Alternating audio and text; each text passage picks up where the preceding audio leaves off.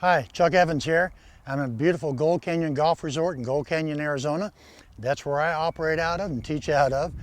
And along with the 5 simple keys, we want to show you a drill to help you maintain what we call a flat left wrist. What we need to have is the left arm and club shaft in line at impact and not what we would call out of line with the club going past the hands. So the first way to accomplish this is try to get as much weight forward as possible while keeping your head centered. But there are players that do that and they still start moving the club head towards the golf ball. We want to keep moving the hands towards the ball. So set up as you normally would in normal ball position and then place the ball off of your back ankle.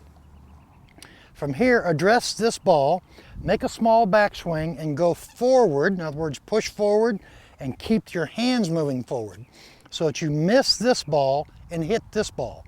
So small backswing should look something like this. And you're going to just go to a full extended position right here with both arms straight. That'll learn how to hit ball first, turf second while you're maintaining a flat left wrist.